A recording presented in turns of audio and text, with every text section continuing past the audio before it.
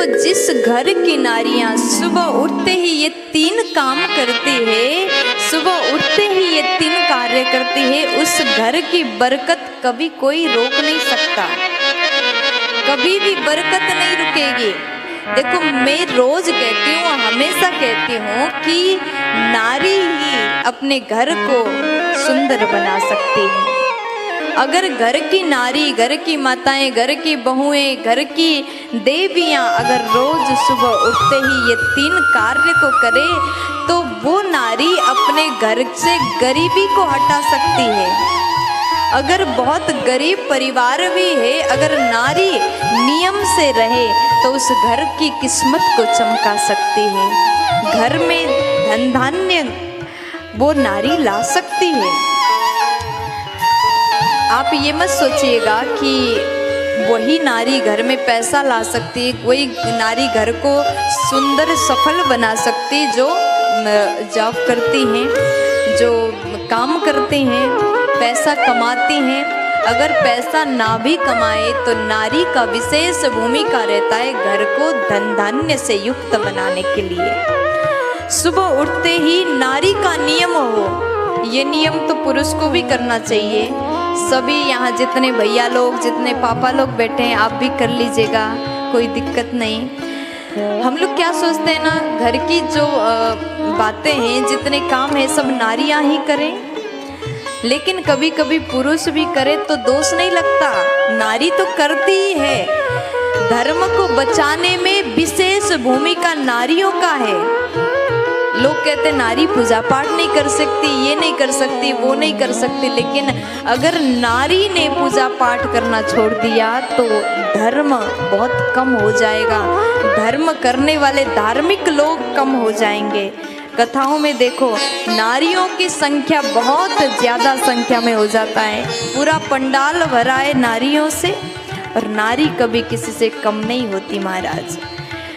घर को चमकाने के लिए, घर को स्वर्ग समान बनाने के लिए विशेष भूमिका नारी का होता है, और धर्म को बचाने के लिए भी नारियों का विशेष भूमिका होता है। ये कहते हुए मुझे थोड़ा सा भी दिक्कत नहीं लगता, ये कहते हुए मुझे थोड़ा सा भी डर नहीं लगता। तो ध्यान से सुनिएगा, ये 3 बात मैं आपको बता दूं। रोज सुबह उठते ही घर की बहू, घर की नारी धरती माँ को प्रणाम करें। ऐसी 3 माँ हैं जिसको प्रणाम करके नारी अपने घर को वैभव युक्त बना सकती, वैभव संपन्नता से भरा घर बना सकती हैं।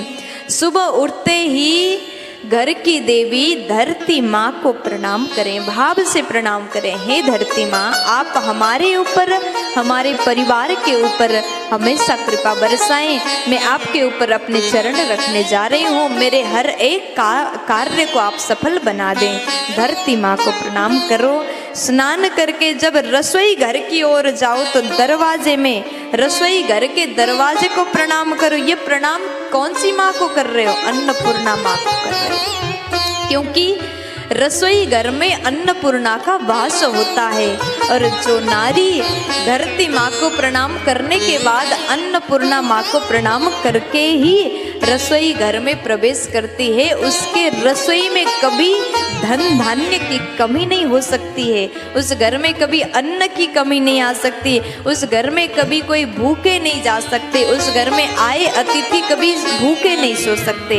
इतनी बड़ी कृपा अन्नपूर्णा माँ का उस नारी के ऊपर होगा कि वो नारी अपने रसोई को हमेशा भर करके ही रख सकती है। और तीसरा प्रणाम, घर की नारी अपने घर के बड़े बुजुर्गों को, सासू माँ को प्रणाम। पहला प्रणाम धरती माँ को, दूसरा प्रणाम अन्नपूर्णा माँ को, और तीसरा प्रणाम अपनी सासू माँ को प्रणाम करें। और अपने घर के वृद्ध बुजुर्ग जन को प्रणाम करती है तो वो नारी, ऐसी नारी बहुत ही गुणवती होती है। अगर नारी में ऐसा गुण है तो उस घर में बरकत होने से कोई रोक नहीं सकता। अगर नारी में ये गुण हो तो आपके घर हमेशा संपन्नता से युक्त बना रहेगा। प्यार से बोल दीजिए राधे राधे।